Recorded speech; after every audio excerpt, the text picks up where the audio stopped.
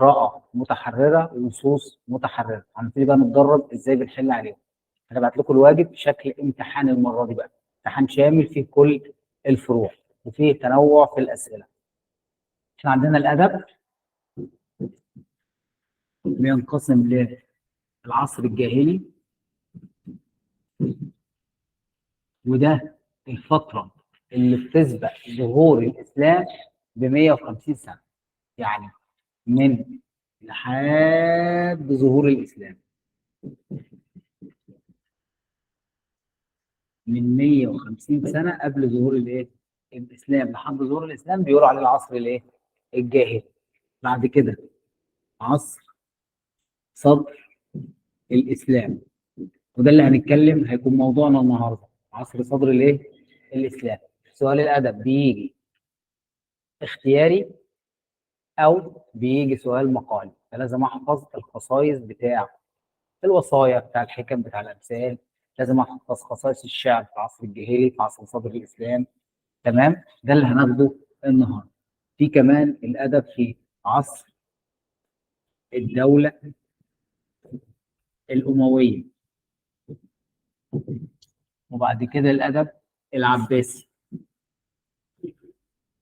وبعد كده الأدب في العصر الحديث. تمام.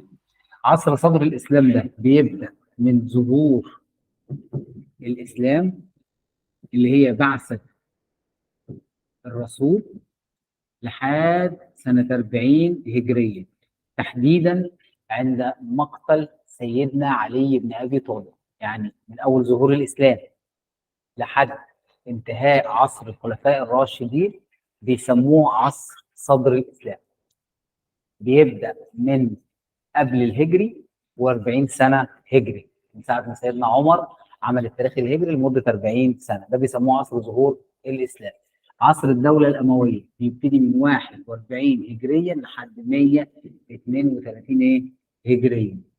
طبعا العصر العباسي بيبتدي من 132 هجريا لسقوط الدولة العباسية، وده أطول وأزهى عصور الأدب في العصر الإسلامي. يعني أزهى وأطول عصور الأدب في العصور كلها العصر العباسي. بيجي بعد كده الأدب في العصر الحديث، وده ممكن ناخد منه حاجة الترم الجاي، لكن أساسا الأدب في العصر الحديث هو مناط الدراسة في الصف الثالث الثانوي، لكن هناخد منه بعض الجزئيات في الترم الثاني.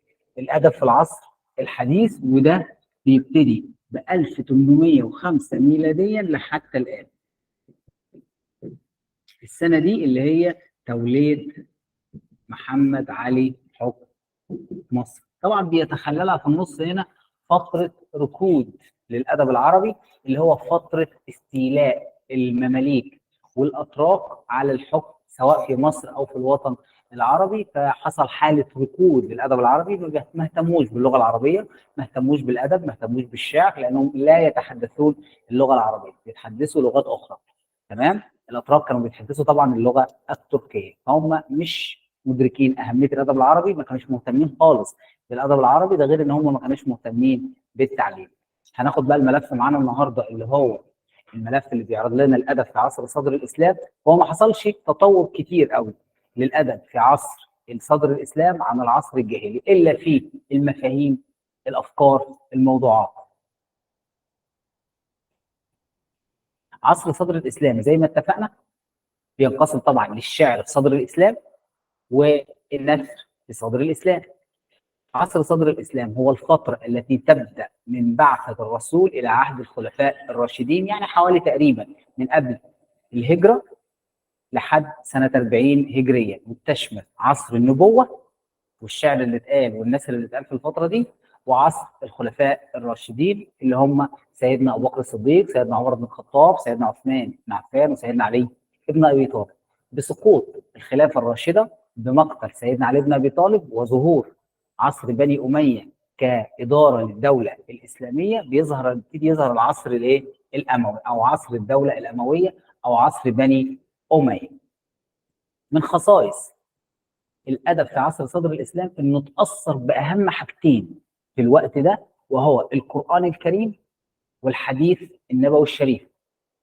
العرب اول ما نزل القران الكريم اتبهروا بيه، لدرجه ان اميه بن خلف، وده واحد من الكفار، قال عن القران الكريم: والله ان له لحلاوه، وان عليه لطلاوه، وان اعلاه لمثمر، وانه اسفله لمغدق، وانه يعلو ولا يعلى عليه.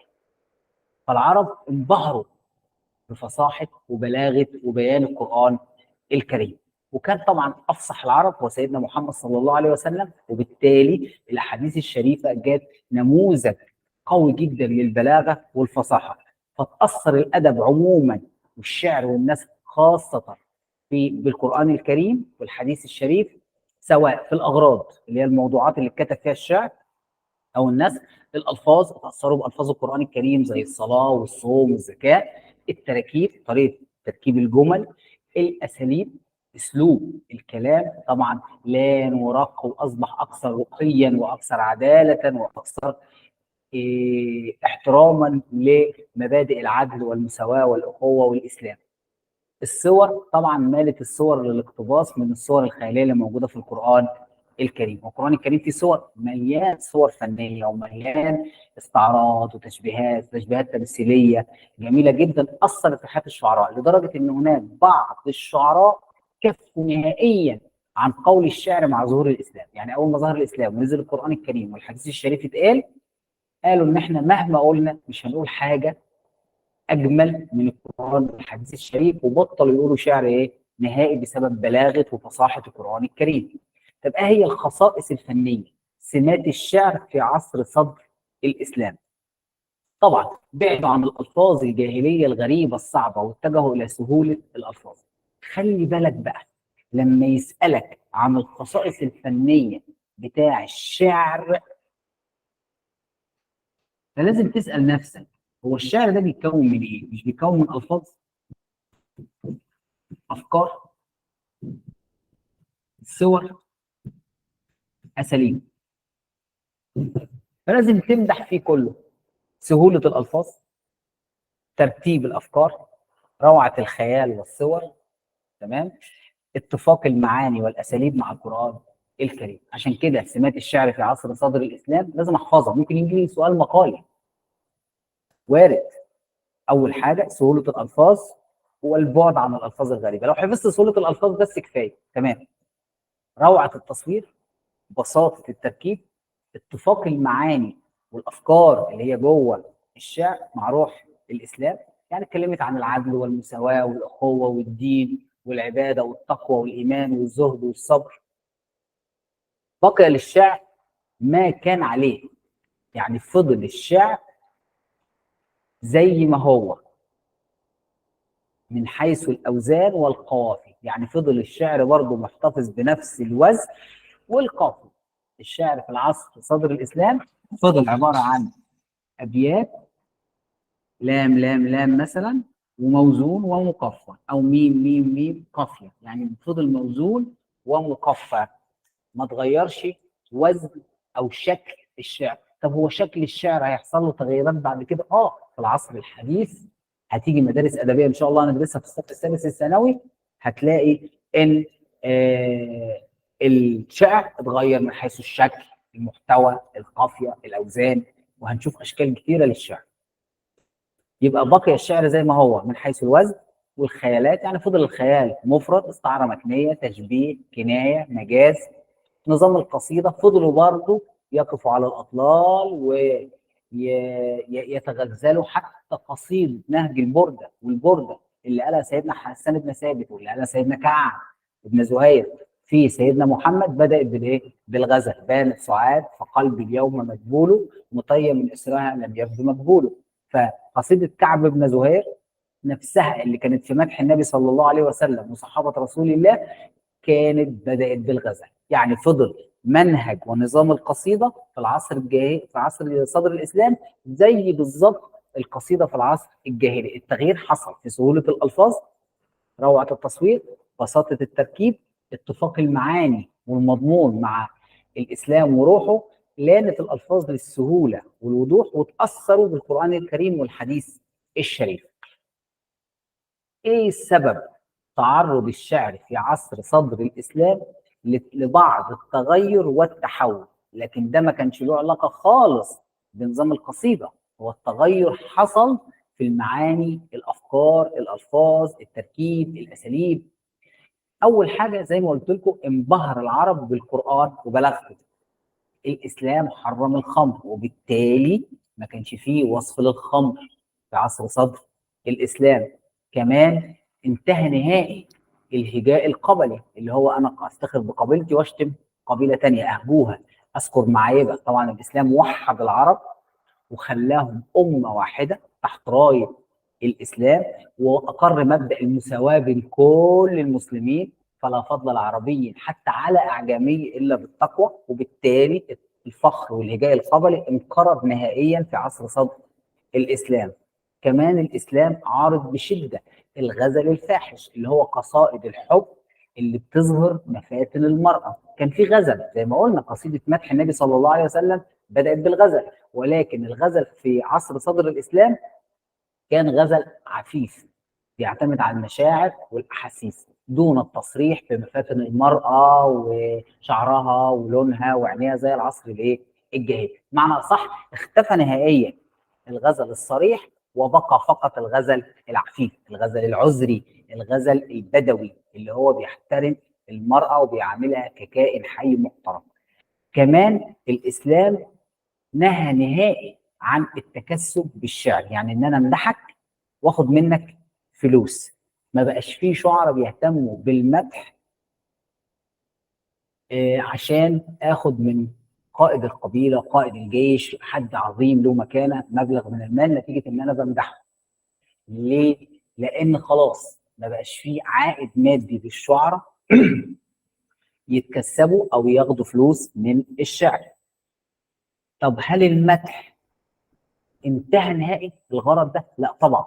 كتبوا قصائد كتير جدا في مدح سيدنا محمد، في صحابه رسول الله صلى الله عليه وسلم، في الخلفاء الراشدين، بس ده كان مدح صادق نابع عن عاطفه صادقه، احساس بان الناس دي نماذج بشريه اعلى من المستوى البشري بتاعنا دلوقتي. فهي كانت نماذج تمدحها فعلا بما فيها. فكان الشعراء بيمدحوا الانسان بالحاجات اللي فيه، لانهم عارفين ان هو كده كده مدحوه، او لو ما مدحوش كده كده مش هياخد منه ايه فلوس. فالمدح بيكون مدح صادق ناتج عن العاطفه الصادقه عن حقيقه هذا الرجل ان هو يستحق فعلا المدح، زي سيدنا عمر، سيدنا عمرو، سيدنا علي بن ابي طالب. فالمدح كان بهدف اظهار محاسن واخلاقيات هؤلاء الناس. بما ان الشعراء المتكسبين خلاص انقرضوا في مدح، بس مدح حقيقي، مدح نتيجه ان الانسان الممدوح ده يستحق المدح. هو كده كده لن يعطيني مال فبمدحه مدح صادق. بعد كده ايه كمان التغير اللي حصل؟ انشغال العرب بالفتوحات الاسلاميه. فكان بيظهر اغراض زي شعر المغازي فقط، شعر الغزوات اللي بيتكلم عن بطوله المسلمين وانتصاراتهم وعدالتهم، لكن ما كانش فيه شعر الفخر والبطش والظلم والخمر. الحاجات دي كانت ايه؟ كانت انتهت. موضوعات الشعر الجديده اللي ظهرت بقى في عصر صدر الاسلام: شعر الدعوه للاسلام، شعر كله مدح في الاسلام وقيمه ومبادئه والرسول والصحابه. شعر الزهد اللي هو الزهد في الدنيا، خلاص الناس دي كانت لا تعمل من اجل الدنيا. نخش بقى على النثر في عصر صدر الاسلام. النثر في عصر صدر الاسلام لازم نعرف انه فضل بنفس اغراض وموضوعات النثر في العصر الجاهلي. فكان عندنا النثر بينقسم في صدر الاسلام زي ما اتفقنا زي العصر الجاهلي. النثر كان خطابه، وصايا، حكم، نفس اغراض النثر في عصر الجاهلي، في العصر الجاهلي، بس حصل لها نوع من انواع التطور. هننزل شويه باللوحه. الخطابه، الرسول صلى الله عليه وسلم لما جاء الاسلام كانوا الجاهليين بيكتبوا فعلا خطب وبيقولوا خطب وبيقفوا يخطبوا في الاسواق. وكان هناك زي قصه بن ساعده، تمام، الايادي من اشهر خطباء العرب في العصر الجاهلي. طب هل الخطب انتهت في عصر صدر الاسلام؟ لا بالعكس، دي استمرت. ده بالعكس، ده لعبت دور اعلى بكتير. صارت الخطابه منذ اقدم العصور مواكبه للاحداث الجسام.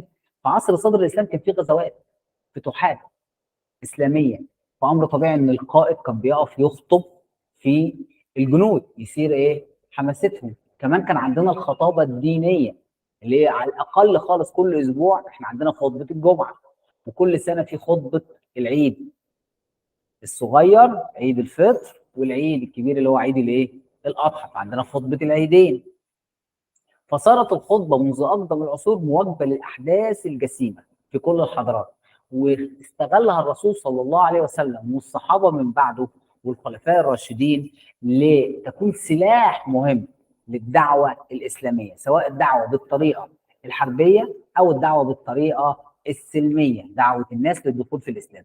لذلك اعتمدت الدعوه الاسلاميه على الخطابه، ولقيتها انها من اهم الوسائل اللي تنفع في نشر الدعوه الاسلاميه.